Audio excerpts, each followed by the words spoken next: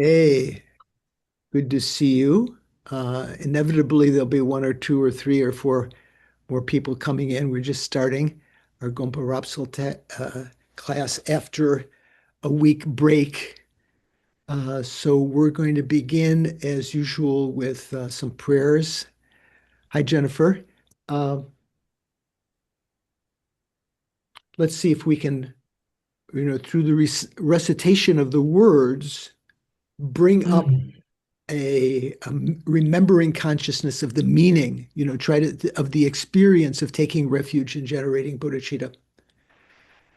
Sangye churang soke chognam la changchu badu dagni kyapsu chi dagi chunyen gipe sognam ki drola benche sangye drupa sho. I go for refuge until I am enlightened to the Buddha, the Dharma, and the Supreme Assembly. Through the collections I create, through listening to the Dharma, may I become a Buddha in order to benefit migrating beings. Sangye churang soke chognam la changchu badu dagni kyapsu chi dagi chunyen gipe sognam ki drola penche sangye drupasho. And then a short mandala offering. By offering this ground, which you imagine in front of you, if you have a mandala plate or if you have the mudra of the mandala, or even if you just visualize, you start with the golden ground. By offering this ground anointed with perfume and strewn with flowers, adorned with Mount Meru, the four continents, sun and moon, visualized as a Buddha realm. As a result of that, may all migrators enjoy a pure realm. And then to our primordial gurus, O holy and perfect pure lamas, from the clouds of compassion that form in the skies of your Dharmakaya wisdom, please release a rain of vast and profound Dharma precisely in accordance with the needs of those to be subdued. So you can imagine myself requesting that to be rained upon my mind stream by blessings so that what I speak is not total nonsense, but is inspired by the inspiration of the gurus. Idam Guru Ratna Mandalakam Niryatayami. Okay, and so before we begin our meditation, we're going to recite the foundation of good qualities this week. Sometimes we alternate before or after the meditation. So this is the famous glance meditation on the at the end, as a independent text that Lama Tsongkhapa wrote. The foundation of all good qualities is the kind and perfect guru. Correctly following the guru is the root of the path. By my clearly seeing this and applying great effort, please bless me to rely on the guru with great respect. So this is the verse on guru devotion. Then the verse to recognize the value of this life. When I have discovered that the precious freedom of this rebirth is found only once, this life of leisure and endowment is extremely difficult to encounter again and is greatly meaningful. Please bless me to generate unceasingly the mind that takes its essence day and night. Then the next two verses are about impermanence and karma, so they're sort of interspersed with one another. This body and life are changing like a water bubble. They're impermanent. Remembering how quickly they perish and how quickly death comes, as well as after death, just like a shadow follows the body, the results of black and white karma, negative and positive karma, follow. They don't separate from us, just like a shadow doesn't separate from the body. When I have found definite conviction in this, please bless me to be always conscientious in abandoning even the slightest collection of shortcomings, all the negativities, even the small ones, because karma multiplies, and to be conscientious in accomplishing all virtuous deeds. When I have recognized the shortcomings of the samsaric perfections, that there's sort of summarizing the famous 6 shortcomings of cyclic existence into 3, this famous condensation. There is no satisfaction in enjoying them. It doesn't really, it's like drinking salted water. It may seem like you've satisfied your thirst, but it just continues on. There's no satisfaction in enjoying samsaric perfections. Engaging in, trying to enjoy them all the time is the doorway to all suffering, and that they are unreliable. They cannot be trusted. Please bless me to generate the strong wish for the bliss of liberation. This is the special stanza on the renunciation and the person of lower scope. Through my being led by this pure thought, with great recollection, alertness, and conscientiousness, please bless me to make the individual liberation vows, pratimoksha vows. So even if you're not a monk or nun, you may have the vows of a layperson.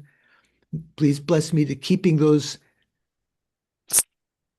vows, the root of the teachings, my essential practice.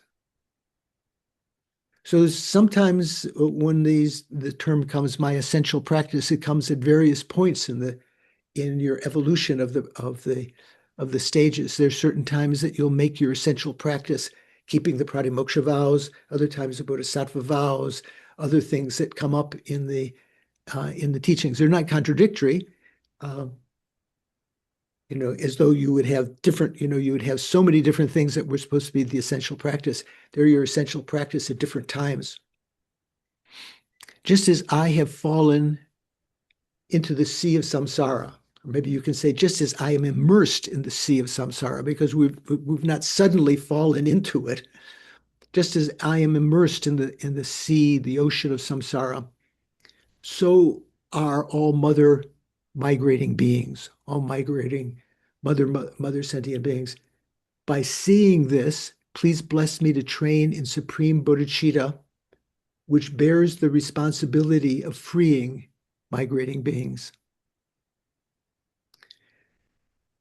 So even if I develop mere bodhicitta, that means not the engaging bodhicitta, but just wishing bodhicitta, if I don't familiarize myself with the 3 types of morality, Mahayana morality, I can't achieve enlightenment. Seeing this well, please bless me to keep the vows of the conqueror's children with fervent effort. So what this means is, even if you have just wishing bodhicitta, without entering into engaging in that through practicing the 3 types of Mahayana morality, not only abstaining from negative actions, but collecting virtuous dharmas and benefiting sentient beings, that encompasses the other all of the 6 perfections. Without that, you don't have engaging bodhicitta, so you can't achieve enlightenment. Having pacified distractions to wrong objects and correctly analyzing the meaning of reality, please bless me to quickly generate within my mind stream the unified path of calm abiding and special insight. We call shamatha and vipassana.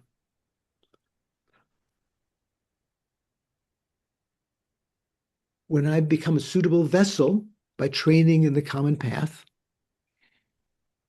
so the common path of the person of lower scope, medium scope, and the great scope of the Mahayana, after having trained in those, please bless me to immediately enter the holy gateway of the fortunate beings, the supreme of all vehicles, the Vajrayana, the tantric path. At that time, as the basis of accomplishing the 2 siddhis, the common siddhis that are various kinds of clairvoyances and so forth, and the supreme city of enlightenment. City is not spelled C-I-T-Y, it's S-I-D-D-H-I, right? At the time, at, at that time, as the basis of accomplishing the two attainments or cities is keeping my vows and samayas purely. Having gained effortless conviction in this, please bless me to protect those vows and words of honor, even at the cost of my life.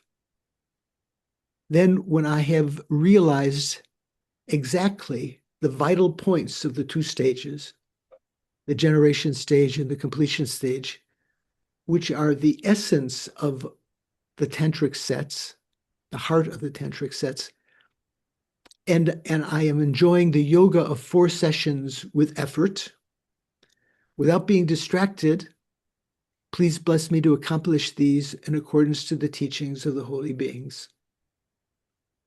And then finally, thus may the virtuous friends who reveal the noble path, or spiritual guides, and the practitioners, my fellow practitioners who correctly accomplish it, may we all have long lives.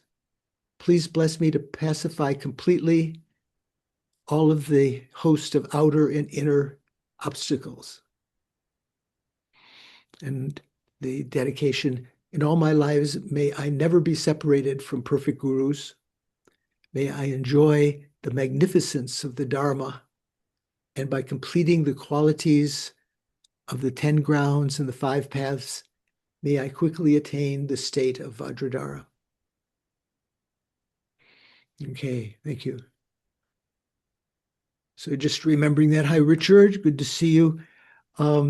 Rachel's here also. Jennifer's here. So let's begin with a little meditation, calming our body and mind. So good. Yeah, take a good sip there. Sit comfortably.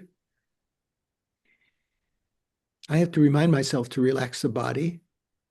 Find a position. There, get my leg over here so I don't have to move around.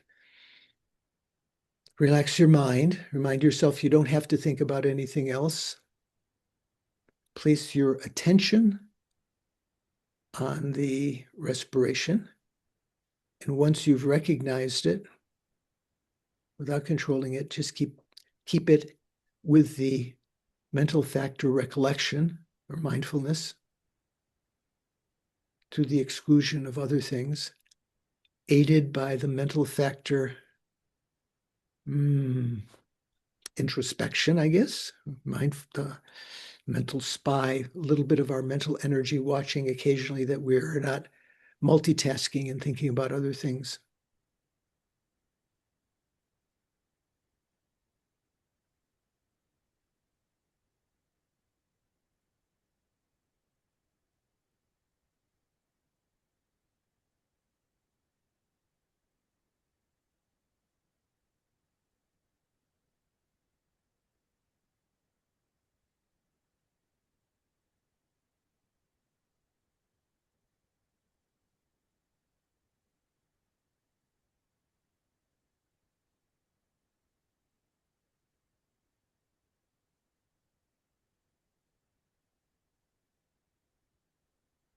Even if you don't seem to be distracted to anything else, you have to make sure that you're actually watching the respiration. It's coming in, it's just slowing down, it's changing direction. Now it's beginning to go out. Now it's full-fledged out, turning around like that, recognizing when you're breathing in, when you're breathing out, and whether it is what the duration was in general of the breath, whether it was a regular, long, or short duration.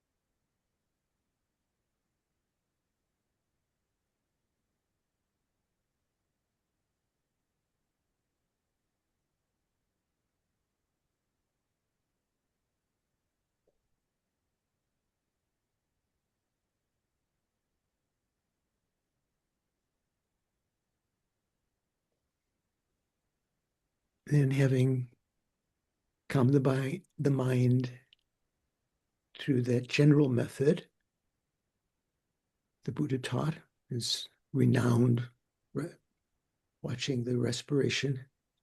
Now turn your attention to the mind itself, mental consciousness, a much more subtle object. The breathing, easy to find. That's one of the advantages of that mindfulness of the respiration. Easy to find, locate. The mental consciousness, a little more elusive. We use it all the time, but we're mostly familiar with its contents rather than the subjective side of the mind that knows those objects, those mental images, thoughts, memories, plans.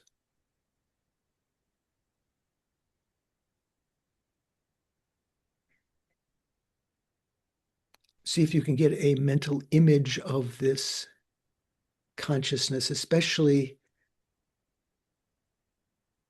its conventional nature of not providing any obstacle to the arising of mental events within the consciousness, nor does it hinder the reabsorption of those events back into the consciousness when you're no longer thinking of them.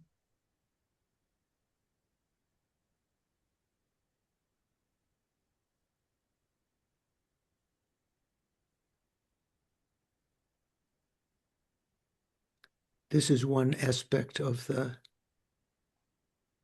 conventional clear light nature of the mind, that it offers no resistance like that, like space offers no resistance to the movement of objects or to their existence within it.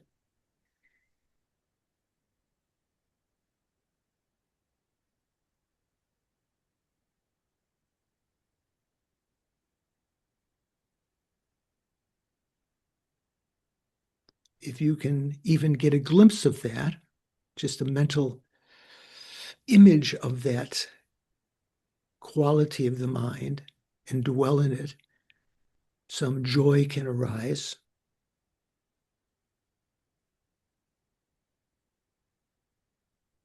Recognizing that we can change. My mind is not static, it's changeable. And by training it in the right way, I can develop all of the good qualities that I lack now and eliminate all the faults, first suppressing them with temporal antidotes, eventually abandoning them through implementation of the ultimate antidote to the afflictions, distorted states of mind, which is the emptiness of persons and emptiness of phenomena.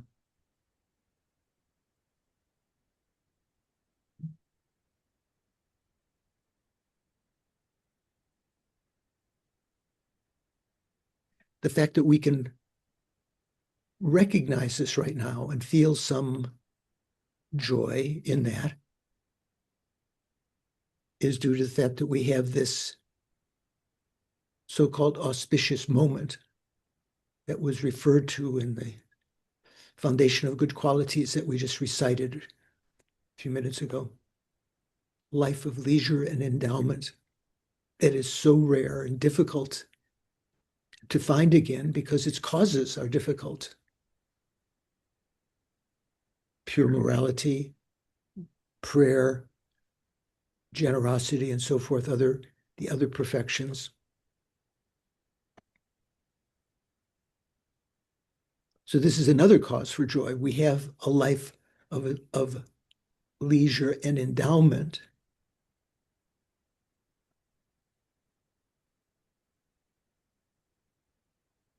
It's like, as Lama Zopa Rinpoche used to say, it's more valuable than universes full of wish-fulfilling gems. Even one wish-fulfilling gem would be fantastic, right? To all of your temporal needs fulfilled. But an unlimited supply of them would be mind-boggling. This life of leisure and endowment is even more valuable than that. Even if you were to lose all of those wish-fulfilling gems, but still had your life of leisure and endowment, it would be more valuable. Because with this life, we can not only find happiness in the present, but in future lives by training it. We can use this life of leisure and endowment to achieve the two great goals of liberation from cyclic existence, nirvana, the goal of the Buddhist lesser vehicle, or as he suggested to those of his disciples of sharper intellect, not to be satisfied with the Hinayana teachings alone, the lesser vehicle teachings alone, but to enter into the great vehicle, the Mahayana.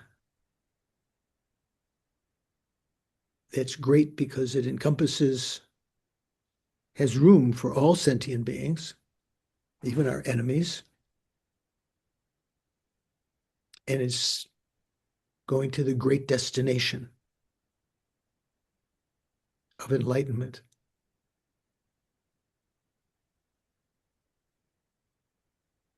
So having heard, encouraged by those words of the Buddha, we investigate, how can I achieve this incredible mind, which is the hallmark of entry into the Mahayana path, the bodhicitta, the mind that is aiming to achieve enlightenment for the welfare of sentient beings. The starting point is to feel some equality with them, and then to enhance that into heartwarming love for them, remembering their kindness when they've been our mothers numberless times, their depthless kindness in previous lives, and even their kindness now, giving us the opportunity, the unprecedented opportunity of feeling compassion for those that are naughty, that are evil, that are acting with self-interest now.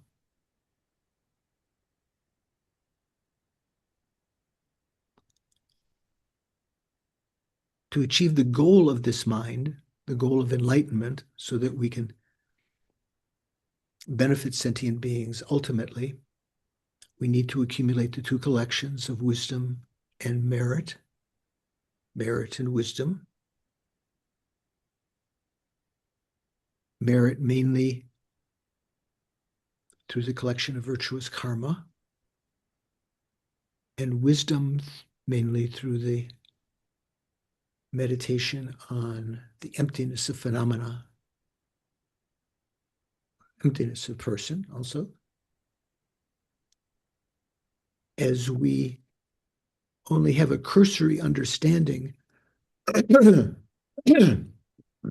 me, of those, we need the advice of the Buddha in the Prajnaparamita Sutras, the wisdom, perfection of wisdom sutras, as elucidated by the founder of the Madhyamaka philosophy, Nagarjuna, some 400 or 500 years after the passing of the Buddha, who reinvigorated that path that the Buddha had stated in the Prajnaparamita Sutras,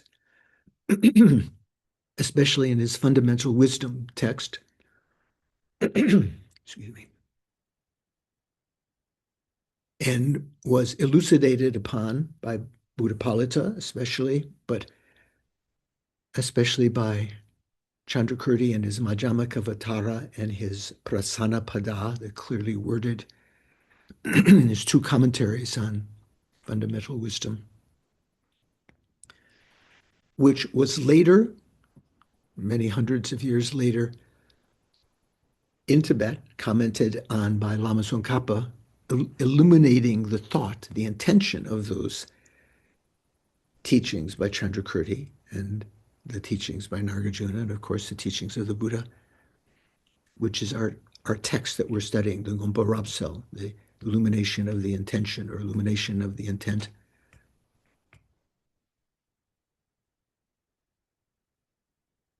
Which explains in detail, especially how to accumulate the collection of wisdom and the collection of merit. So think, I'm going to listen today, participate,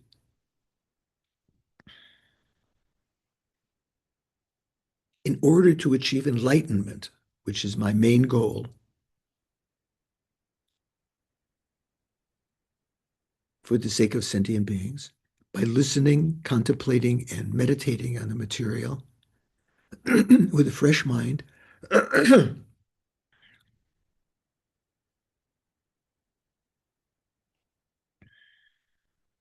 going to do so with this intention beforehand, this sort of impetus that will color, that will, through its inertia, will determine the quality of karma that we create by listening. So our initial motivation to enter into this is to do so in order to achieve enlightenment for the sake of sentient beings. With that bodhicitta motivation, all of the events of the class, even if my mind wanders, all become positive, virtuous. And of course, it's important to try to keep the temporal motivation also, to reinforce the momentary motivation during the class, remind oneself again and again, oh, this was useful for my understanding of how to become enlightened for the sake of sentient beings. I think I'm going to listen, hear the teachings, listen to them, try to understand the meaning of the words, contemplate to see if they weigh up, if they are logically consistent. And then once we've come to a correct understanding, to hold that single pointedly in mind, which is the third element, the meditation, the three kinds of wisdom, the wisdom arising from hearing or listening to the teachings, which includes reading, the wisdom arising from contemplation, which is deeper understanding, reaching certainty about it, and then the wisdom arisen from meditation, when we leave a deep imprint in the mind by holding it single-pointedly, the conclusion of the meditations. Think I'm going to participate in order to achieve enlightenment for the sake of all mother sentient beings. Okay, thank you. Good to see you. So Rachel's here, Minto's here. That's nice. Said hello. Rachel, how you doing? Are you experiencing what Venerable Shanka is experiencing, the juniper tree pollen where you are? No? You don't have those allergies, maybe? Yeah, I somehow avoid that. Okay. Okay. So before we begin, anyone have any burning questions? John, yeah. Venerable George, in the meditation, you guide us to identify uh, what you always call the conventional clear light nature of the mind. Yes. And I hadn't thought about this before, but it then suddenly occurred to me, what is the ultimate clear light nature of the mind? The ultimate clear light nature of the mind is the emptiness of the mind. That's what I assume. Do they ever call it ultimate clear light nature of the mind? Sometimes, in some contexts, it's called the Buddha nature. It's called the non-abiding Buddha nature, as opposed to the developmental Buddha nature. So the conventional clear light nature of the mind is referred to as the developmental Buddha nature. It shows that because the mind offers no resistance to the arisal or reabsorption of events into the mind, that we can change it, we can develop and develop good qualities. That's also implied by the ultimate clear nature of the mind, but the developmental clear nature of the mind is just its conventional nature. So the ultimate clear nature of the mind is what's for non-Buddhas is what's called the Buddha nature, right? The matrix of the Buddha. So when we become Buddha, as we were actually discussing this just before class with Sean, when we become Buddha, that the emptiness of the mind becomes the svabhavikakaya or the svabhavika. What was it, Paul? You said that now they're calling it the svabha. Swabhavika. No, I can't do it. Swabhavika. John, help me out. Swabhavika. It's Swabhavika. Viveka, right? Swabhavika. Okay, it's what's called the nature There are body. two ka's at the end. Swabhavika. So the of the four bodies, when we talk about the Dharmakaya, Sambhogakaya, Yeah. wisdom Dharmakaya, and nature Dharmakaya. So the nature Dharmakaya means the emptiness of the Buddha's mind. So the emptiness of our mind is called Buddha nature until we become Buddha, at which point it's reappointed the name nature body. Does that help, John? Yes, thank you. Thank you. Yeah. Okay. So anyone else? Richard, anything? No? Okay. So before we begin, I just wanted to read two verses just in the same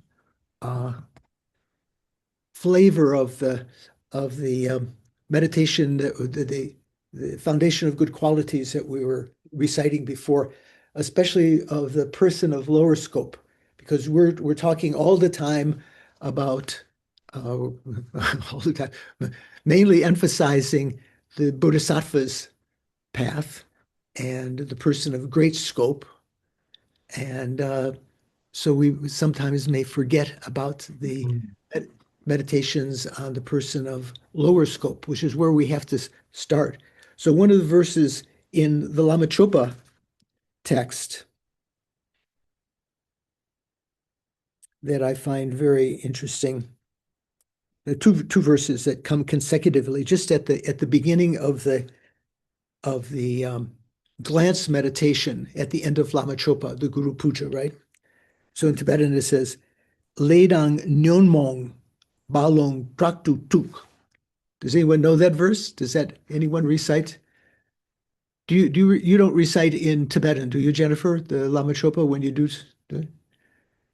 So what this means, Ledang Nyonmong means karma and afflictions. Nyonmong means klesha, right? So those what are karma and kleshas in terms of our path? They are the what are called the origin of suffering. When we talk about the Four Noble Truths, there's the truth of suffering, the origin of suffering. What's the origin of suffering? Leidan Nyomong, karma and klesha. When karma ripens, it brings about suffering. And the cause of karma, the fundamental cause of karma, is the klesha, especially the one particular klesha that's grasping to the true existence of phenomena, right? So, Ledan Yomong Balung Draktu Tuk.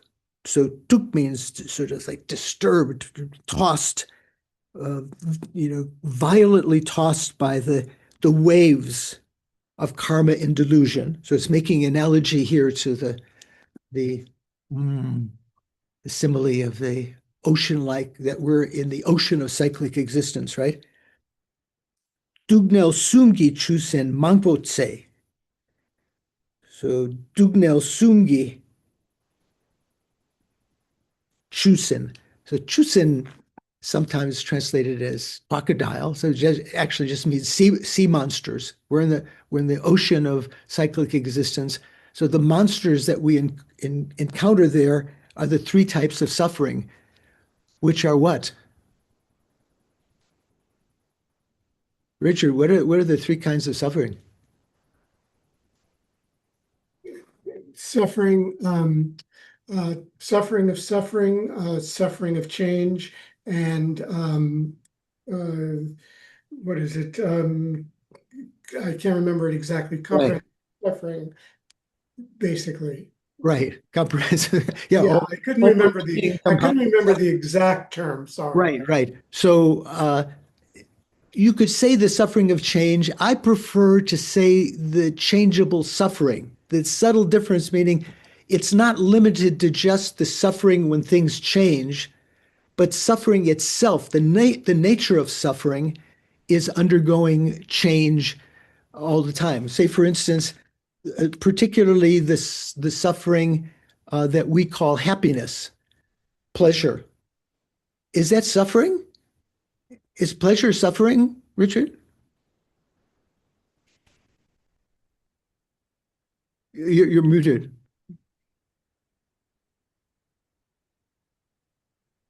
Okay. I've got a bunch of things going on.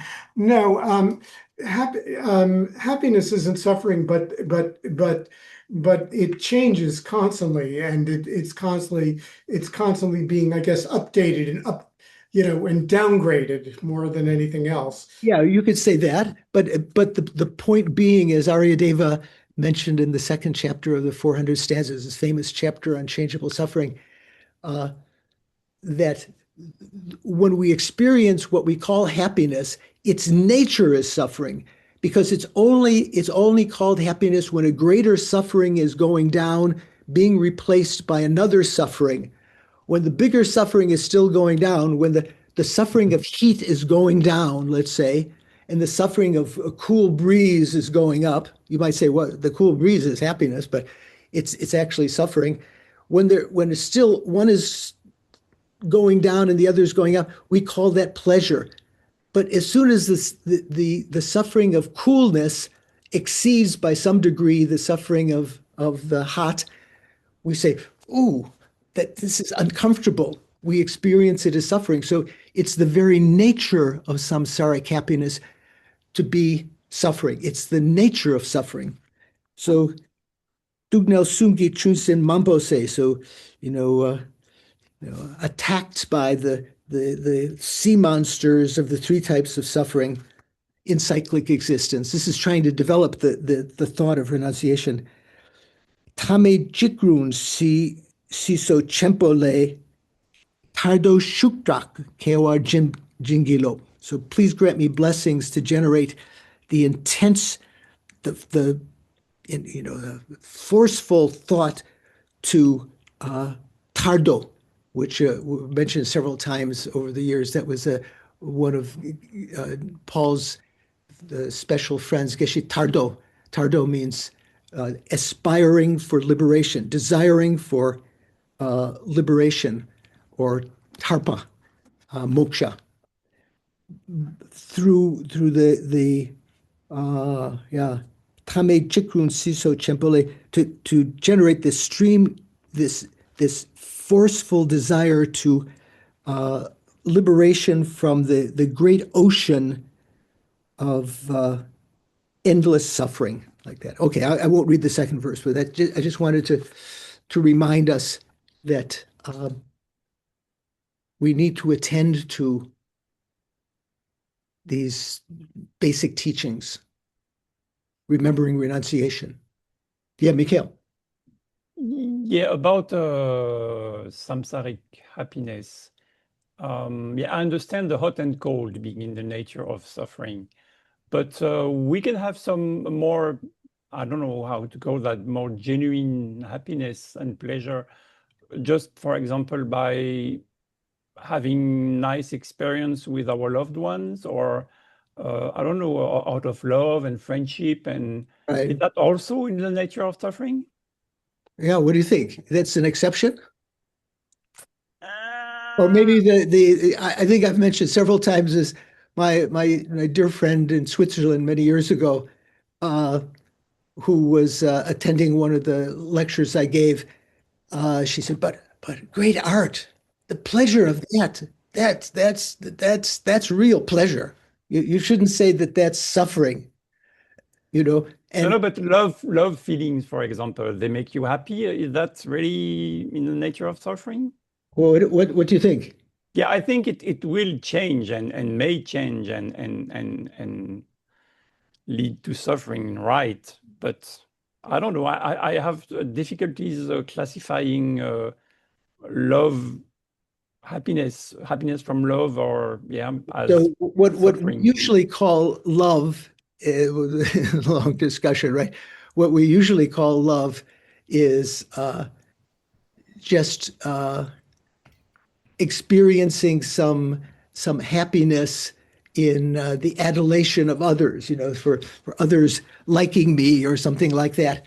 And when the sympathy that we feel for them may be colored by our attachment for them, Sure, and it may not be pure love. sure, but If you had, from a Dharma point of view, Dharma love, pure love, which is the desire that other beings have happiness, whether they harmed you, whether they left you, like your partner leaves you, and suddenly they leave a letter that George, you've changed, I'm leaving. Our baby left, my baby left me, the quintessential element of all blues music. At that point, you'd still love them rather than feeling anger and so forth. So if mhm. there is a line between, fine line between, what is it? There's a fine line between love and hatred or something like that. So the things that in our everyday experience that may come close to Dharma happiness, which is different. So is there any kind of happiness? Yeah, from the point of view of the Dharma, there is Dharma happiness. Say, for instance, just the calmness of mind that you can engender through even just watching the breathing, that calmness of mind, the klesha, when the waves of karma and klesha begin to subside. Remember the example I gave many times of the king's horses running through a stream, causing the water to churn up, waves, foam and everything on the surface, and the mud to come up from the bottom and to pollute the water. So it takes a long time after that. That's our usual state. We're Yeah, but that comes from some practice. And don't you think that there are many ordinary people that, although their love is mixed with probably a lot of attachment, they right. can still have true love in the Buddhist sense of only wanting the happiness of others. And from Right. that can arise some joy, and Yeah, yeah, also, yeah. So you can say they have that, but it's always when we talk about karma, when you create actions, we can have virtuous actions, non-virtuous actions, and mixed. You can have mixed karma, right? So almost all of our loving, our affection for others, our family, our friends, our wives, our husbands, our friends, partners, all of it is mixed with attachment and expectation, yeah. that I be respected and that they will be true to me and so forth and so on. So because of that, the karma is not like pure love that a bodhisattva might have. Like I said, even if they were to leave you as a bodhisattva, or they were to harm you in some way, you would still have that basic thought of from a Dharma point of view of love. So from a Dharma point of view, love is the thought that wishes others to have happiness and the cause of happiness. And compassion is the thought that they be free of suffering and the causes of suffering. So if you can have those thoughts as an ordinary person, unpolluted by other expectations and attachment and so forth, then yeah, you could have some kind of Dharma happiness there. Also, Okay, so that kind of joy and happiness, which we can partly experience in samsara, is not in the nature of suffering. if it were to be unpolluted Pure, by these yeah. other things. But the reality is that it's almost never polluted because it's also it's the fact that it is grasped by our what do we call it, the view of the transitory collection, the grasping to true existence. If our experience, if our love for others is grasped by this ignorance that believes that it is they're truly existent, that we haven't realized emptiness directly yet at that point, that's still the nature of suffering, right? Because it is creating contaminated karma, even that those loving things. So when we talk about the various, remember at the beginning of Madhyamakavatara, which Venerable Shanka is supposedly going to be reviewing soon in some class that some other class he's taking, beginning again at the beginning of Madhyamakavatara.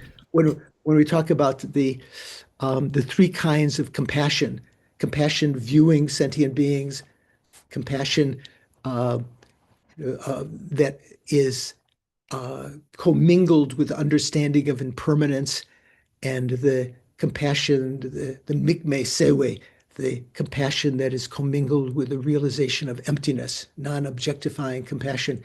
So if you have that kind of love, non-objectifying love and non-objectifying compassion, then those would be, yeah, those could be Dharma happiness. But ordinary people don't have that, right? The person you meet in the coffee shop or on the tram or the train or whatever. Yeah, so good analysis. So good to think about those things. Okay, so getting down to brass tacks. So where we're beginning today is on page 356 in Jimpa's text, the written text, printed text, and on page 202 in the FPMT translation by Venerable Joan. Okay, and we are in this section right now. I have to go back to see what the title of this section is. It's quite a long section. Rebutting the objections concerning other mental cognitions. That's the section we're at. And we have talked about just the last paragraph, when it said, nonetheless, whether it is the perception of individual characteristics or universals, there does emerge in each of these cases the perception of that thing, and what is perceived is the direct object of that cognition. So remember, we were talking about different kinds of cognitions, whether they be correct cognitions or mistaken cognitions or whatever. There is an object that is perceived. In this way, what is perceived and its subjective experience, the cognition, in this way, what is perceived and its subjective experience, the cognition, are characterized as being direct perceptions. So even talking about let's say a mental consciousness, which is conceptual, right? It has a mental object, it has a mental image there.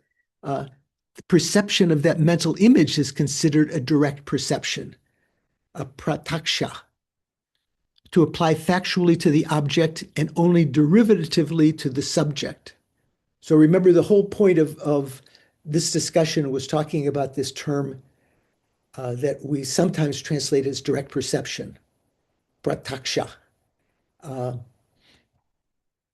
Chandrakirti explains that the actual, from Prasangika point of view, what is called direct perception is the word prataksha is more aptly, is correctly attributed to the object, the manifest object, the evident object. That's prataksha. And indirectly, because the consciousness knows that evident object, it is called prataksha. It is called ngonsum, or direct perception. Okay, that's the context of where we're talking about. Okay. Suvash, how are you doing? You suddenly appeared. I didn't see you before. Thank you.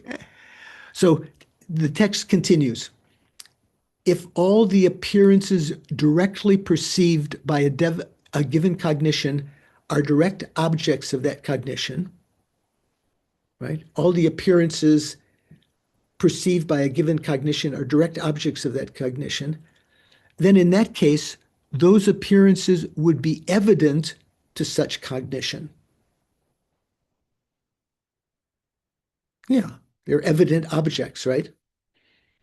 Furthermore, if that cognition is non-deceptive with respect to what is being perceived, it could be an instance of valid cognition.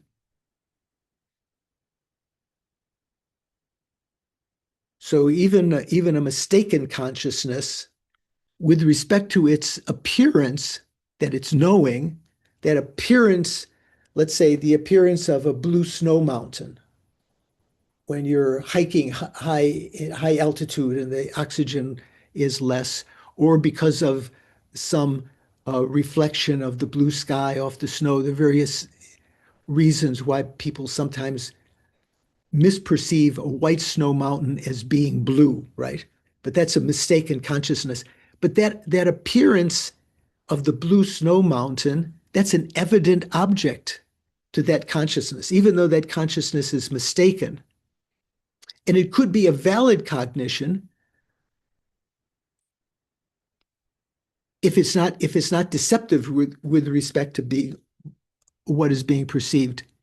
For in everyday convention of the world, non-deceptive cognitions are referred to as valid cognitions.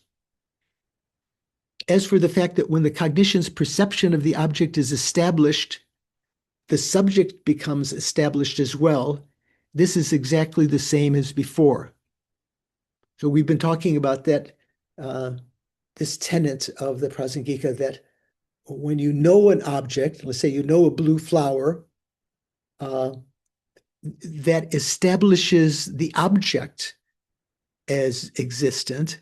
How do we establish the cognition that knows the blue flower as existent?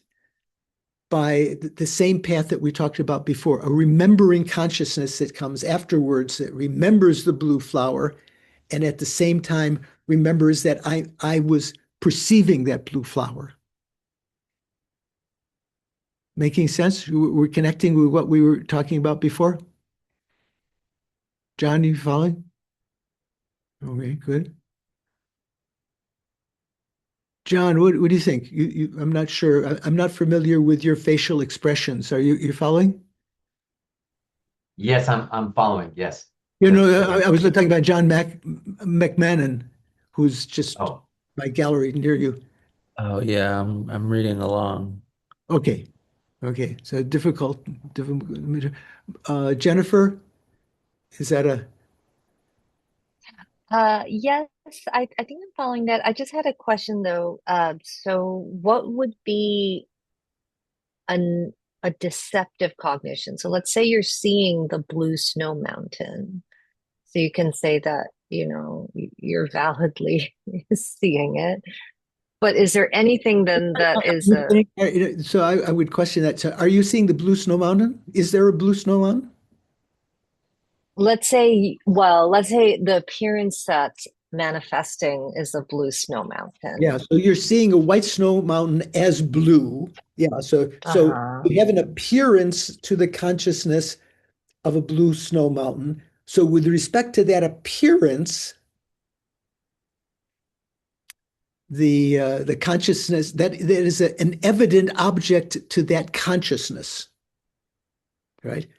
Now, is that consciousness that's perceiving the blue snow mountain, the appearance of a blue snow mountain, is that a valid cognition?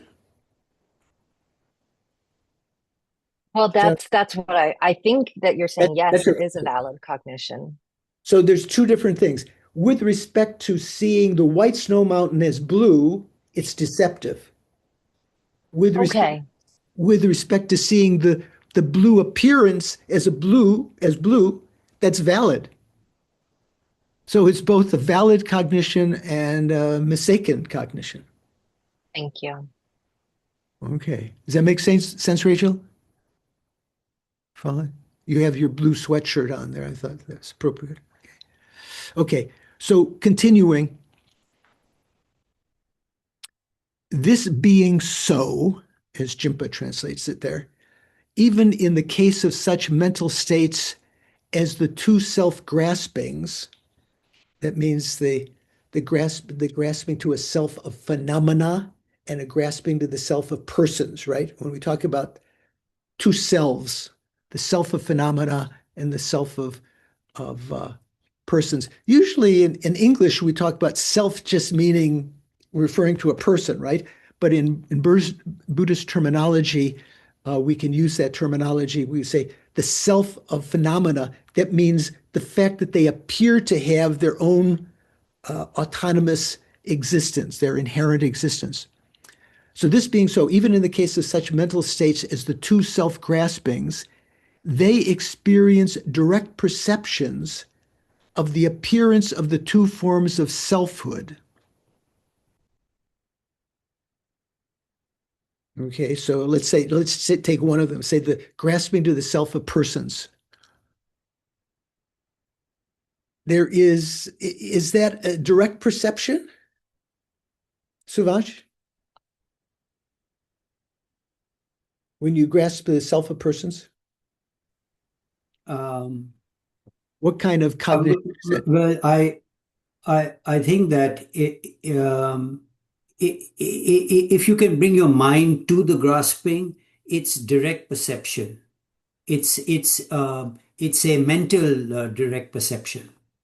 Well, okay, you're going ahead. So what I'm getting at is generally when we have grasping to a self of persons, that's a conceptual mind, right? Right. There's the intended object, your referent object is the actual conventional person, but you're mitigated by the mental image of the person as being inherently existent, and because of that, that's a mistaken consciousness. That's a distorted, that's a wrong consciousness, right? But they, with respect to the appearance of that mental image, that is a direct perception. I think that's what you were saying with respect to that appearance. So generally speaking, when we talk about when we are grasping to true existence or inherent existence, we say that grasping is not the direct object of that is not the mental image when we talk about that wrong grasping. But when we talk about just the appearance of that mental image, that is a direct object. That is an evident object of that consciousness.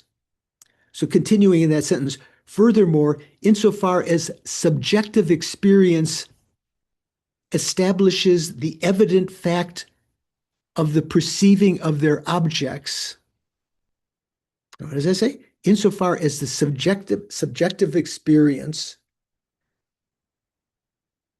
right? The subjective mind that is experiencing this mental image, let's say, insofar as the subjective experience establishes the evident fact of the perceiving of their objects, this is again exactly the same here as before. In this way, we should understand other cognitions that are erroneous with respect to their objects of apprehension. So I thought to read Venerable Jones' translation of that paragraph, that maybe it becomes a little clearer. On page 201, unless I have it wrong, I thought we were starting on 202, but I have 201 here. For this reason, there also arises the direct appearance of the two selves to mental consciousness, such as the two conceptions of a self, right? The self of phenomena, the self of persons. At that time, the appearance of an object of comprehension, a manifest phenomena, is established by the subject, the object possessor. So remember when we talk about what establishes the existence of the blue flower is the seeing of the blue flower, right? So here when we're talking about the mental consciousness, the conceptual consciousness, the appearance of an object of comprehension, a manifest phenomena, is established by the subject, the object possessor, the consciousness that's knowing it, and so forth, as was explained above. The subject, the object possessor, moreover, is to be understood as being mistaken with respect to its referent object. So it's mistaken with respect to what Jimpa says, the object of apprehension, but that's what we generally call the referent object. So the referent object is what you're referring to. Let's say, what's the referent object, Paul, in grasping to a self of persons? Maybe you don't like the term. So the Oh, that's fine. what's the micule? The micule would be the mere I, right? The mere self. Right. The conventionally existent I. So that's supposedly appearing to that consciousness, but you're not aware of it, because it's as soon as you have any reference to the mere I, it's always mixed with the appearance of a truly existent I. That's the mental image that you have there. Okay.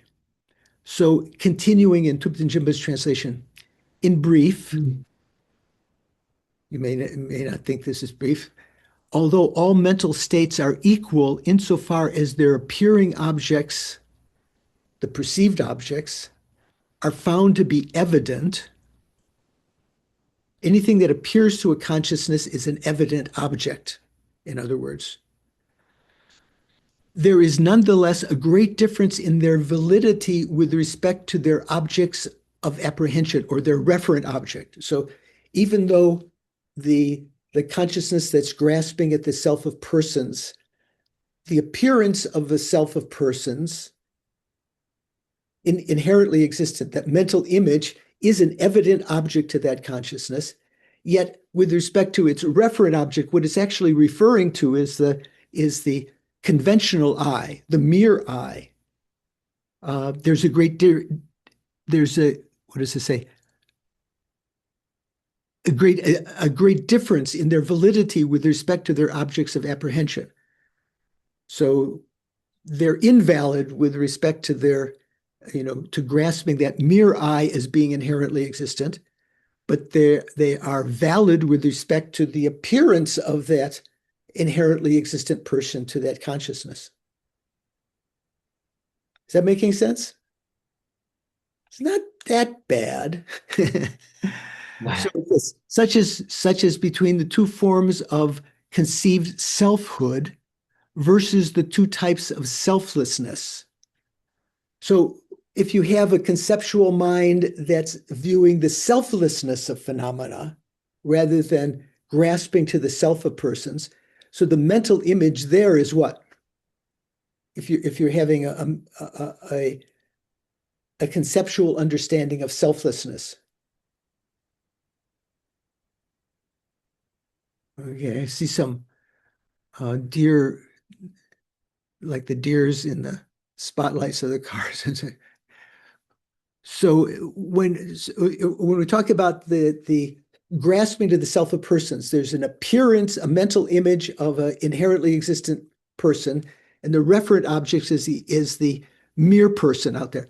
When you're talking about the selflessness of persons, when you've analyzed and you've realized that the person is empty of inherent existence,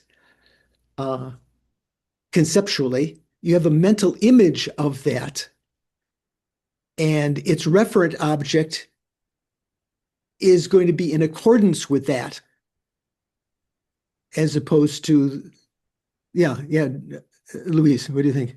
Would that be the parts, the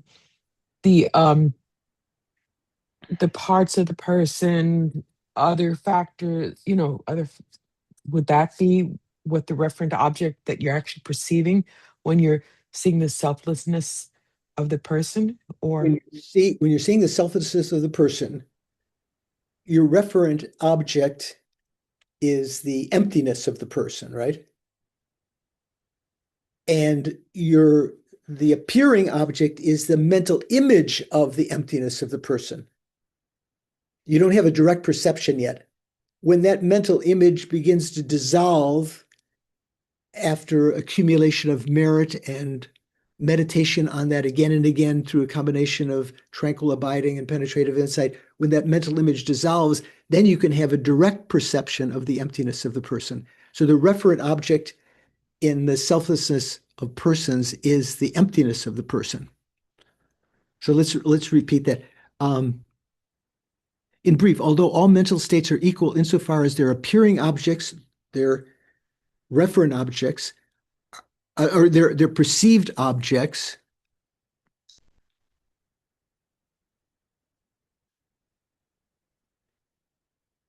or as Jones says, in this case, consciousnesses are alike in establishing manifest appearing objects, which appear as objects, since they have the great difference of becoming and not becoming valid cognizers with respect to, and then the two possibilities, the two selves and the two selflessnesses. So the two selves, those don't become valid cognizers. The consciousness that's grasping at the self of persons or self of phenomena, but the consciousness that's grasping, that is perceiving the selflessness of persons and the selflessness of phenomena, they do become valid. And then secondly, as Jimpa says, permanence versus impermanence of forms and so forth. So if you're talking about material things, are material things permanent or impermanent? Anna, what are Impermanent, venerable. yeah, they're impermanent, right? So if you were to grasp them as being permanent, you wouldn't see them as permanent, right? You wouldn't hear them as permanent because the misconception that phenomena are permanent, or that happiness is permanent, or that love is permanent, like we were talking about before with Mikhail's question about love and so forth. Those kinds of misconceptions are all conceptual, right? Misconceptions. So with respect to a mind that is holding various kinds of forms, visual form, the sounds, odors, tastes, and tactile objects as permanent, those don't become valid cognizers. Those are not valid cognizers, those mental consciousnesses. But with respect to perceiving them as impermanent, they do become valid cognizers. And then Thupten Jinpa's translation continues, thus the distinction between valid and non-valid cognitions can still be maintained. In addition, he continues, these mental cognitions described as being valid with respect to their appearing objects, right? The appearing object, let's say, of this conceptual consciousness is its mental image. So it's valid with respect to that, but it may not be valid to the referent object, the thing that you are conceiving of. In addition, these mental cognitions described as being valid with respect to their appearing objects, having eliminated all other possibilities, must be recognized as valid direct mental perceptions in relation to these objects. So I think that's what Suvash was also saying before. I said he was prescient in saying that. So they're considered to be mental direct perceptions, even though it's a conceptual consciousness, right? It's a conceptual consciousness that has let's say, the appearance of a self of persons, and is conceiving the mere I, the mere person, as being inherently existent. That appearance of the inherently existent person is an evident object to it, and therefore that object is prataksha. And so the subject that is knowing the evident object is also called prataksha. So that would mean, in common parlance, that would mean a direct perception. So it's a mental perception, it would be a direct mental perception in relation to these objects. How does that fit? Yeah, John, what do you think? John Campbell. So that means that all mental perceptions are valid with respect to their respect to their not with respect to their referent or to but with respect to what appears to them, they're all valid. Yes. And yes. so then following up. And so they're all mental direct perceptions with respect to their appearing object. With respect to their appearing object. So how, but then so far we're speaking about pratyaksha or munsum, but you mentioned a inference of, say, a valid inference of selflessness, although you still are actually grasping to what appears to you as something that has a self. So that's an inference. Then what is then how does it apply to inference? So with the rather than talking about grasping to the self of persons, if you have a perception, an inferential understanding of selflessness, which is the antidote to the grasping, right? So, Right. So your mental image is going to be of emptiness or selflessness, but it's still a mental image. It's not the actual selflessness, which is your referent object, but they're concordant with one another.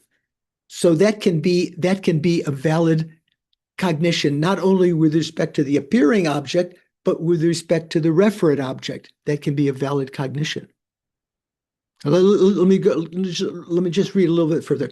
So the next sentence says, such mental cognitions cannot be direct perception in the form of reflexive awareness, as the Chittamatrans would like to say. Maybe they would say, oh, this, what you're just saying, Prasankika, that's reflexive awareness. No, it's not that, because there exists a dualistic perception with respect to their object.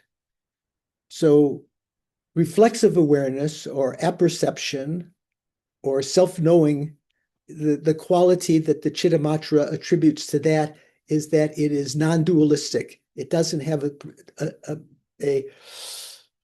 an understanding, an experience of the subject and the object as being distant from one another. Okay, so this is the refutation again of the Chittamatra position. So then continuing,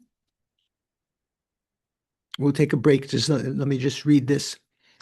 Although dualistic perceptions have ceased for the uncontaminated mind of meditative equipoise. Is that true? Who would like to venture? What does that mean? Rachel, what does that mean? So it's a non-dual perception of, so since the mind is uncontaminated with ignorance, then it is therefore in the state of meditative equipoise. So I don't know what you're asking except for what it says. So Good. Okay. Okay. So, it basically saying that it would be a non-dual experience of emptiness. right. So when you have a direct another way of saying this, when you have a direct realization of emptiness, right? So that means uncontaminated mind of meditative equipoise. So you have the meditative equipoise, a combination of tranquil abiding and penetrative insight, realizing emptiness directly. At that point, there's no longer a sense of emptiness and your mind as being different from one another. The same thing happens when you have,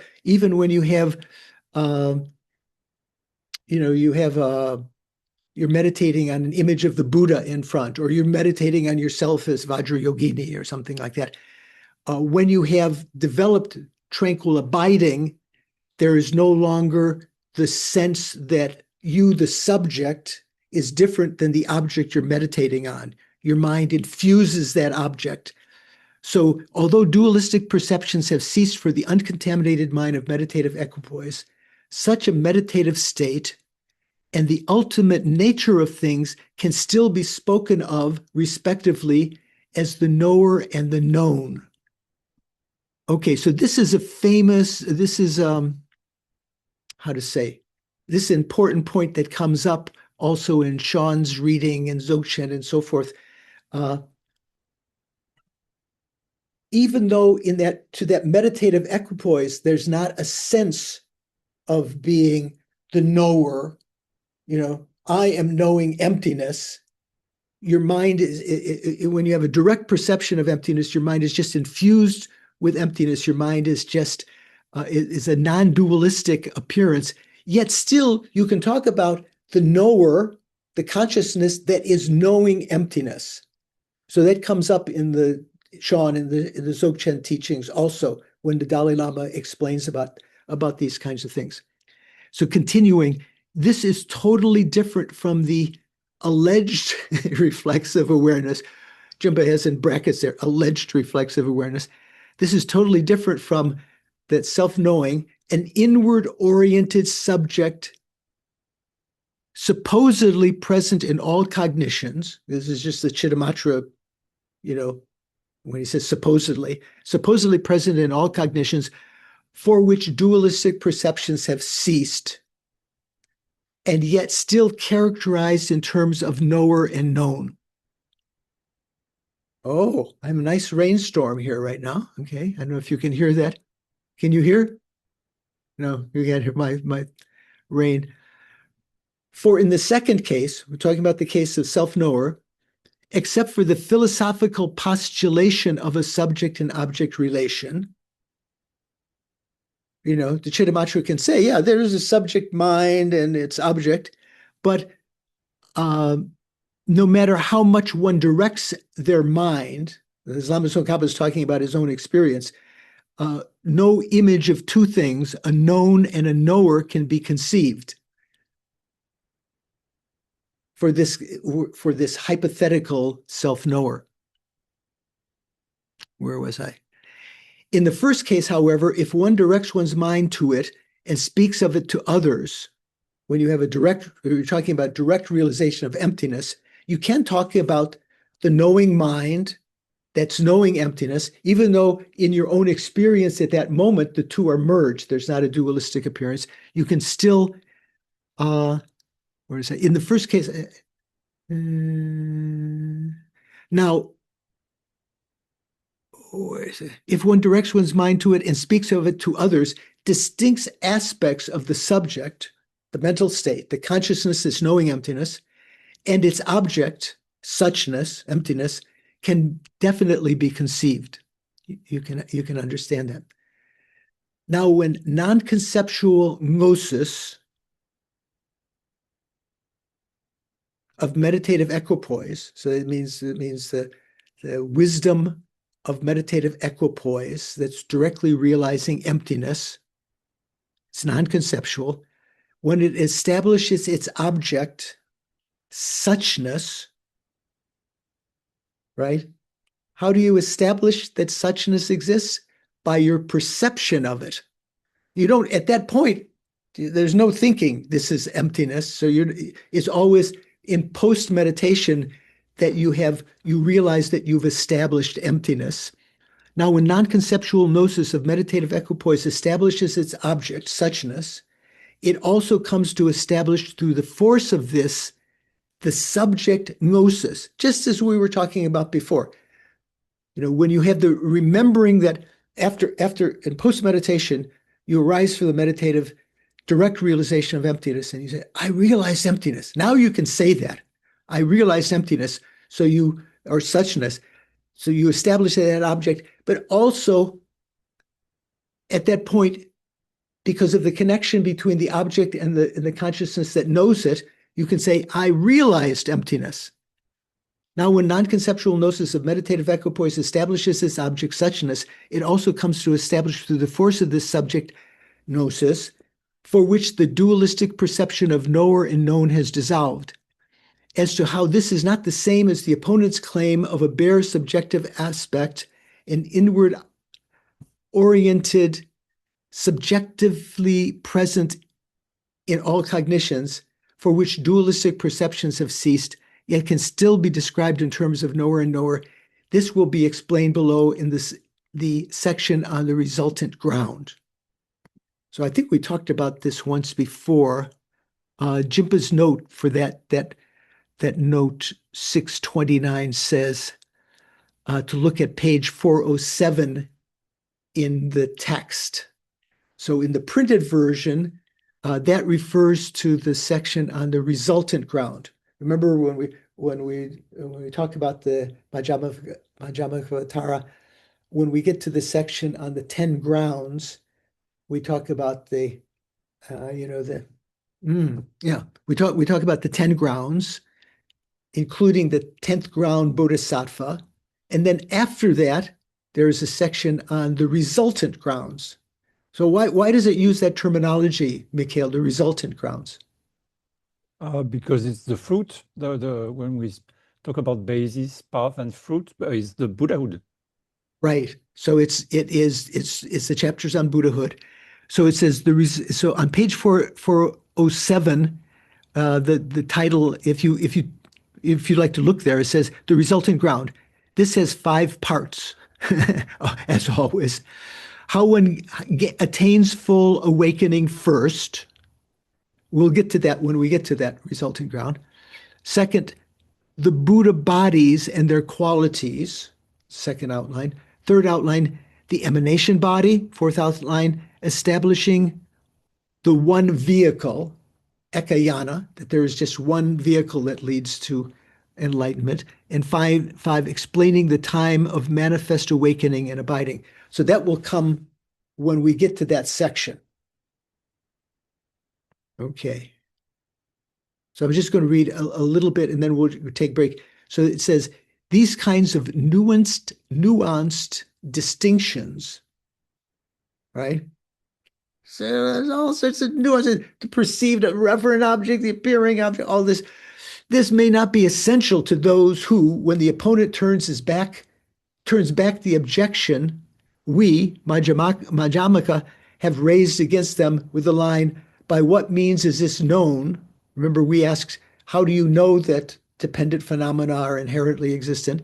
They said, because of self-awareness, and so on, fail to comprehend the subtleties of the particular philosophical standpoints of the great beings and are unable to ground their own positions in the meaning of definitive scriptures or in extremely complex and subtle paths of reason. Yeah. Okay, we're going to stop there, take a little break. Oh, yeah, we had good discussion during leg stretching, coffee drinking, tea drinking. Yeah. So just continuing on from where I had read in Thupten Jinpa's translation. So I'll just read that sentence again in this new paragraph. These kinds of nuanced distinctions may not be essential to those, to the Chittamatrans. Okay, so we talked about that. And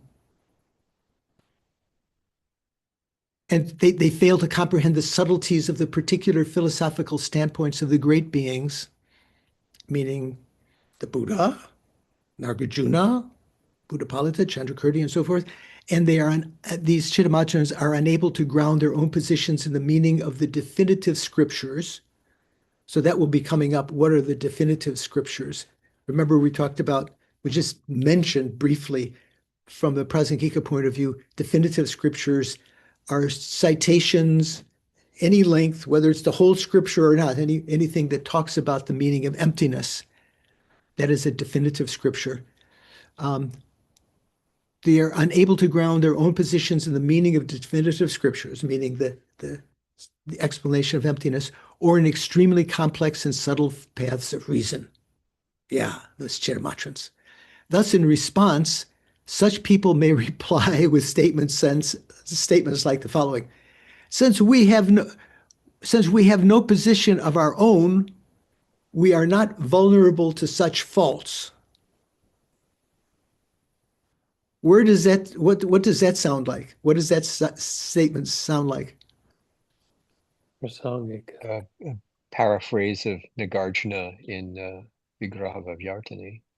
Right. So Sean and Paul have nailed it. So that's, in a certain context, when we're talking about the Prasangika doesn't have positions of their own. This is what people often misinterpret when the statement of Nagarjuna's. It doesn't mean that the Prasangika doesn't make definitive statements or have definitive ideas or positions. It means that they have none that are inherently existent, that we claim are inherently existent. So if in response to such people, they may reply with statements like that. They're trying to use this to defend themselves. Since we have no position of our own, we are not vulnerable to such faults. In this way, they seek haven, refuge, only in duplicitous bluster. Yeah. However, thinking of the learned people who are wise and gifted, with refined intellect, like our class members, those who are not convinced until and unless they have seen the path that distinguishes what is flawed from what is excellent on the basis of subtle points of reasoning. Remember when we talked about, the persons of sharp intellect? They don't enter into the path, let's say, of bodhicitta until they have discerned that it's actually something that's attainable and so forth. So when we talk about those are the people that are suitable to practice the exchanging self and others, the method of exchanging self and others, because they first analyze everything. So those who are not convinced until they have seen the path that distinguishes what is flawed from what is excellent on the basis of subtle points of reasoning, I have offered my presentation here in the manner of simply opening the door to reveal how this excellent system of Chandrakirti can be understood as flawless. And then sort of final kind of doubt here. Now, question. Now the I, quote unquote, capital I, the person, in the context of remembering I saw blue, quote unquote, refers to the person. And since person and cognition apprehending blue are not identical, right? You have the perception perceiving blue, and you have the person sitting here who has that consciousness. They're not identical, right? But remember when we were talking about Chache Lesum before, when we were talking about agent, we talk about direct agent and the indirect agent. So when you're chopping a tree, what's the direct agent of the action of chopping? The axe. Yeah, the axe, right? What's the indirect object? Person Or swinging. indirect agent, rather. The person swinging the axe. Yeah, the gender indefinite. The axeman or the axewoman? Axeman. The lumberjill. Lumberjill, right? Yeah, So here, the person is saying, now in the context of remembering I saw blue refers to the person. And since the person and the cognition apprehending blue are not identical, how can such remembering of the person be a recollection of the blue apprehending cognition? Come on. So Prasankika says, come on. It is true that visual cognition apprehending blue and the person who is seeing the blue are not the same. Nonetheless, just as there is no contradiction in accepting the statement, I saw it, because the visual cognition saw the blue object, likewise, why should there be any contradiction in taking the recollection of the person, occurring in the terms, I saw this before, to constitute the recollection of the visual perception's cognition of the blue object? Okay. Done. Okay. So next section. This is in the Tibetan, it just says Sumbani. So you have to go back to earlier. So this is the section that says demonstrating through other arguments how reflexive awareness remains untenable. So this is talking about Prasangika point of view, right? You could say, rather than untenable, you could say incorrect. Demonstrating through other arguments, how other arguments demonstrate how reflexive awareness is wrong. Okay, so here it begins with stanza 676 in the Karikas. And Jimpa has added it here. Therefore, since no reflexive awareness exists, what is it that cognizes your dependent nature? This is talking to the Chittamatra, right? So the Chittamatra had said, what cognizes dependent nature, what knows it is what knows it to be inherently existent is self-awareness, is reflexive awareness. This is, so because we've now, Prasangika has proved, since no reflexive awareness exists, since reflexive awareness does not exist, what do you Chittamatrans say is it that cognizes your dependent nature? Since agent, object, and action cannot be identical, the claim that cognition apprehends itself is untenable.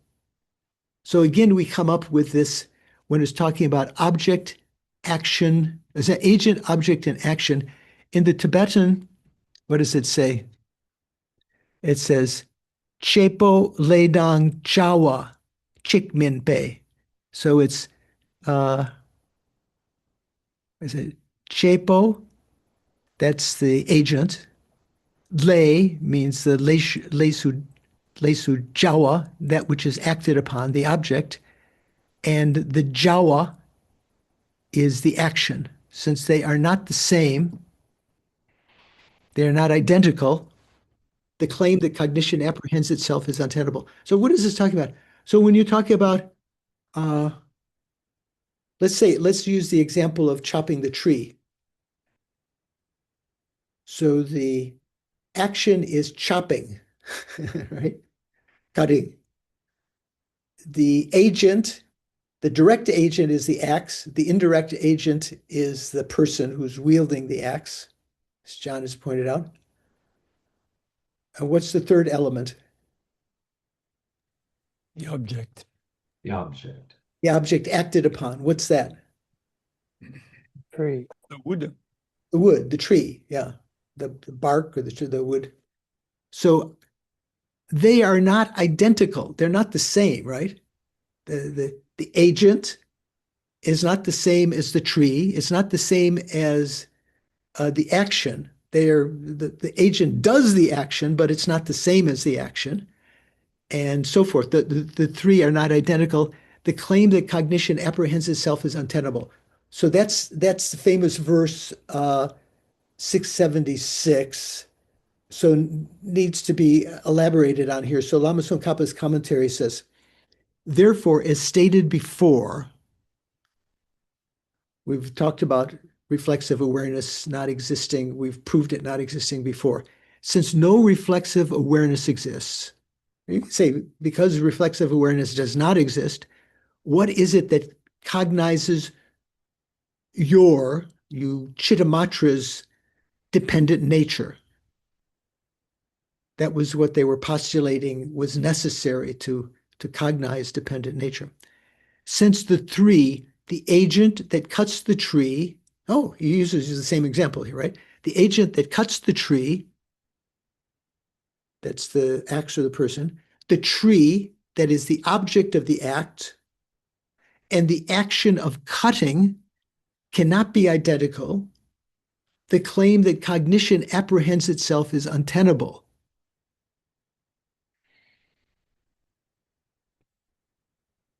How is it, why is it untenable? What's the connection? Suvash, do you have an idea? It's a rueful smile. No. Mikhail, what do you think? It's the same point. I mean, like fire not burning itself, that would conflate the agent and the object. Right. Okay. So it continues. How this objection applies can be understood from Gyanagarbha's auto commentary on the true truths. So remember, we talked about Gyanagarbha's text. He wrote the Karikas, the two truths, and then he wrote his own auto commentary to it.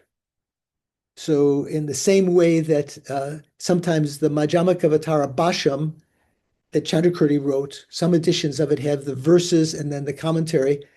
So Gyanagarbha's verses also have the commentary, sometimes in some translations have the right afterwards. So this text was translated by Eckel. What's his first name? Stephen? What's his name? David. David Eckel. David Eckel.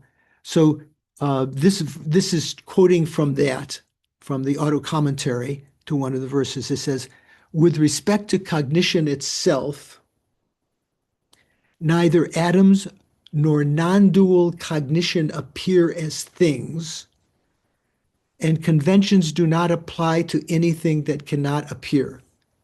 So it is like completely, at first, what's he talking about, right? So Thupten Jinpa's, at the end of that quotation, he mentions note 630. So note 630 says, or is it 631? Whatever it is. First of all, he quotes he says,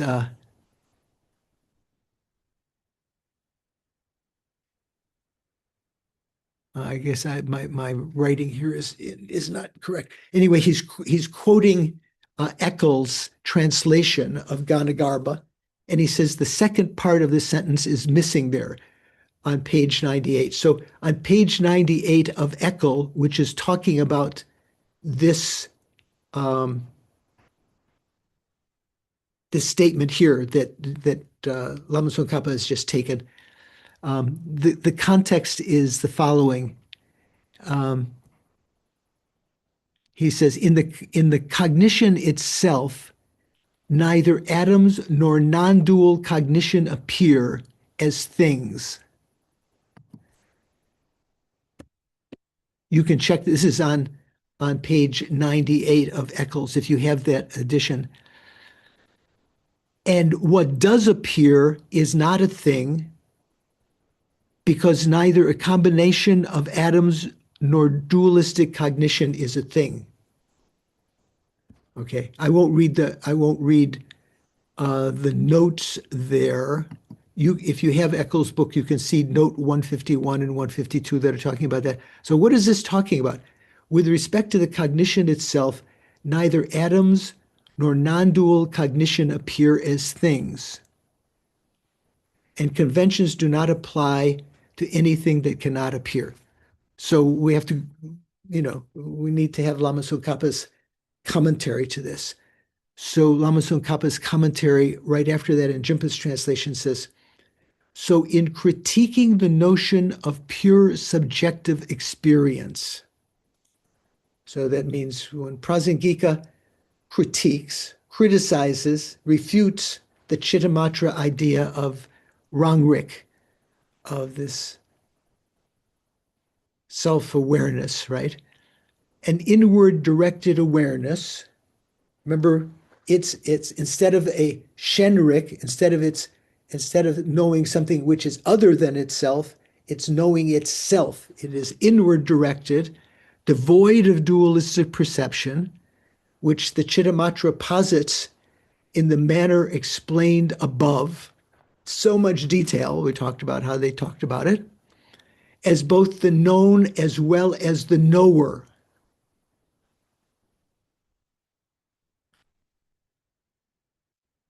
So that reflexive awareness, what is in terms of being a knower, what is it knowing from the Chittamatra point of view? Itself. It's knowing the consciousness that's knowing the blue, let's say, right? And it's also knowing itself. Was it Rachel that said that? It sounded like Rachel's voice. So it's knowing two things. It's knowing the consciousness. Well, you could say it's the same thing. It's knowing the consciousness that's knowing blue, which is the same nature as. So you could say it's knowing itself, right? So in critiquing the notion of pure subjective experience, this Rangrik, an inward directed awareness devoid of dualistic perception, which is posited in the manner explained above, as both the known as well as the knower. So what is known? What is Rangrik the known? Ganagarbha raises the following objection. If one posits a knower-known distinction, knower-known, right? So the conscious, so a subject mind and that which it knows, right? If one posits a knower-known distinction for something that, no matter how much one applies their mind, no appearance of distinction of knower and known can be conceived of, absurd consequences follow, including that the agent, the object of that act, and the act itself all collapse into one. So the master Ganagarbha regards the Chittamatra's reflexive awareness as having exactly the same status as the Shravaka school's notion of indivisible atoms. Remember when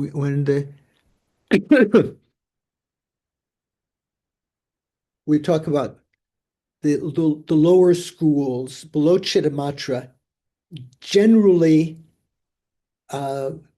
they accept indivisible atoms, right? Atoms that are partless, that can't be broken apart. That's like the building block of everything else. So that's the Shravaka school's notion of indivisible atoms. It's the same status as this Chittamatra reflexive awareness insofar as its existence or non-existence is concerned. Even for the purported indivisible atom, if there were such things, so long as it is material, it will have to occupy a spatial locus. We'll have to have a space where it's located, right? And when its form appears to the mind, there is no other way for it to be perceived other than as composed of parts. It has to have a part that's, if it's in space, it has a part that's near you, a part that's on the other side, the north, the south, the east and west, all of these different directions. That's how the Chittamatra refutes indivisible atoms, partless atoms. It will have to occupy a spatial locus, and when its form appears to the mind, there's no other way for it to be perceived other than composed of parts. Therefore, these two concepts of the two schools, the non-dual knower, that's this reflexive awareness, and the known, and the indivisible atom, partless atom, remain mere philosophical postulations. It's just what the Tibetan call namtok. You're just your imaginations. Sean, if I sometimes call you Venerable Sean, that's because it's not mistaking you for Venerable Shanka, but leaving an imprint for you to become a monk later when your daughter has grown up, and your wife is completely tired of you. What's your question? Well, my thought comes up when they say the non-dual knower, where was it? Where it was talking about these collapse into one. Right. Um, The non-dual knower and the known and the individual atom remain mere. Oh, do you mean how is that different from a person in meditative equipoise on emptiness when those knower and known collapse into one? Do you understand my question? Yeah, there's a non-duality there, but still you can have a mental image of that. So in post meditation, at that point, in meditative equipoise, there's no conception going on. I am realizing emptiness. My wisdom is knowing. There's nothing like that. It's just your mind is merged with emptiness. It's only when you arise from that meditative equipoise in post meditation that you remember, oh, I realized emptiness. My consciousness, my wisdom realized emptiness. So in that context, uh, you can still postulate, even in the meditative equipoise, there is a knower and there is a known. So it doesn't fall into that same problem. Let me just see here. Let me just read a little bit more, and we will leave it there for continuing on discussion on Monday and continuing next week. So what does it say here? Gyanagarbha raises the following objection. If one posits a knower-known distinction for something that no matter how much one applies their mind, no appearance of distinction of knower and known can be conceived. Remember, we talked about that before, just a couple paragraphs before. Lama Tsongkhapa was saying that when a person tries to understand this self-knower that the Chittamatrans perceive, you can't get a conception of the knower and the known. Absurd consequences follow, including that the agent, the object of the act, and the act itself all collapse into one. So the master Gyanagarbha regards the Chittamatra reflexive awareness as having exactly the same status as the Shravaka school's notion of indivisible atom, insofar as its existence or non-existence is concerned. Even for the purported indivisible atom, partless atom, so long as it's material, we've read this before, it will have to occupy a spatial locus, and when its form appears to the mind, there is no other way for it to be perceived other than composed of parts. So there's no way that you can have a partless atom.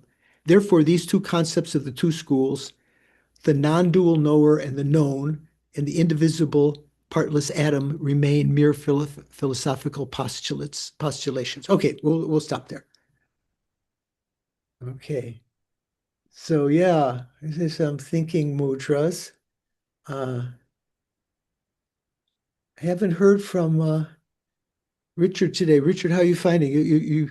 Are you totally, your mind is distracted by the political events, or are you following? Um, I think I'm able to compartmentalize it, and I don't think that's the reason why I'm having difficulty with it. I have to read it over again. Okay. Yeah, this is as Lama Tsongkhapa said, what was that sort of the real critique? Uh, you know, what did he talk about? These kinds of nuanced distinctions may not be essential to those who don't have sharp intellects, so that's us, we're in that situation. So these Certainly me. yeah, so these nuances are difficult. Jeremy, what are you thinking? Thank you, Venerable George. So this section raises one question, general question, which I've always been a little unclear of. So some Buddhist scholars say that the Buddha taught different things to different people due to his compassion and taught according to what was useful for them. And so we end up with these different philosophical views. And then other Buddhist scholars seem to say that some of these views are misinterpretations of the Buddhist teachings, and that they're doing so in order to protect or support their own grasping at inherent existence, for example. So I'm probably simplifying the situation, but how would you explain that? How we arrive at these different views? Yeah, Probably. so both positions can be true. So the Buddha did teach people of varying dispositions and backgrounds and intellects and aspirations, different things that accorded with their understanding. But the ulterior motive was always to lead them slowly to a more, again, nuanced, a more correct understanding of, let's say, emptiness. Okay. Whereas some people who are adherents of that system, that take the Buddhist teachings as the basis for the Chittamatra system, let's say, like Asanga's expositions, postulating this as though all of this was the Buddha's intention, that everything is mind only. From that, when you try to make a system out of it, then there comes into defending that system and criticizing the other systems. So both things can take place. It was the Buddha's intention that this is provisional and leading people to some better understanding, keeping their minds open for the time being and so forth. Whereas I think that also in Christianity, there's also this talk about Christ didn't set up all of this, any kind of philosophical system. It was only later when the Christian church, meaning the Catholic and the other derivatives, as opposed to the followers of the Old Testament alone, the Jewish, the Christian church started creating all of this philosophical hierarchy that sometimes is hard to defend. So if you just look at Christ's teachings, he doesn't set up all of this hierarchy. The same way when the Buddha taught, he was teaching, well, Christ taught with, what's the word? What do they call it? They don't call Parables. it parables, talked in parables, right? And you could say that it's a similar kind of thing. So both things can be possible. So that the Buddha did teach these various ideas provisionally for certain people in certain contexts, even in those scriptures, as we'll see soon, such as the descent into the Lanka Sutra, the Lankavatara. Although he says at some points all three realms all three realms are mind only. At other points, he says that this is provisional. Okay. So, Thank you. Venerable Shanka, before we end, you want to make any comment? Are you okay? Or maybe he's fallen asleep already. He said he would. No, I'm here. Sorry, I couldn't find the button. Yeah, I don't have any. I agree with you about the Christian and the. Yeah, I mean, I don't know what to say. Okay, good. Good. Better not to say anything. I wouldn't disagree with you, Venerable. Okay, that's good. Okay, I'm glad to hear that. Okay, so for those of you who have energy this coming Monday, we'll investigate some of these things again, and I would urge you, as in our during the break, so it wasn't recorded, but our discussion when I proposed that how memory occurs. If you'd like to attend the discussion on Monday, we can talk a little bit about that. So, for instance, the perception of blue is an action. And when that action ceases, when you're no longer perceiving blue, it leaves either, depending on how you'd like to explain it, an imprint in the consciousness and the alaya vijnana, or on the mere eye, or you can explain it as the end of that perception of blue as being the disintegratedness of the perception of blue. That will continue for some time until maybe you start to think, what, did I see blue? And at that point, that can bring back the memory of that blue in the mental consciousness. So we'll talk a little bit about that in discussion group on Monday. Any last questions before we finish?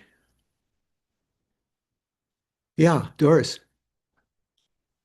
Just a reminder that we change time here tomorrow morning. So for people in Europe, discussion will be at, you guys figure it out, I can't. We're going into or out of daylight savings time? We're going into, no, like, sorry. Whatever, we're changing. Yeah, I think it's 5 hours. Forward, so we lose Spring time. forward. Yeah, So it's like 5 hours instead of 6 hours difference. So 2 o'clock, right, wouldn't be 8 p.m., it'd be 7 p.m. in Europe. Okay, so just Doris is reminding you. Thanks, Jennifer. I can't do that. So, we've created some motivation at the beginning. Let's dedicate the virtues that we've created.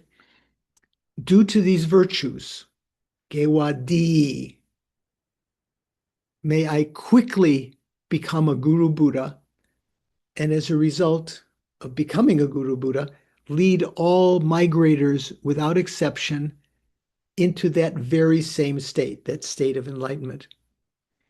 And due to these merits, although this is a prayer from a prayer of Maitreya, we can think of it as a dedication.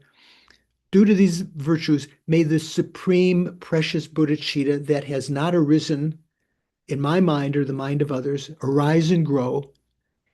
I'm adding the words in my mind and the mind of others. It's not in the verse there. And may that which has arisen in my mind and in the mind of others, that bodhicitta that is there, not diminish, but increase more and more. And for our long missed Guru Lama Zopa Rinpoche prayer for his quick return.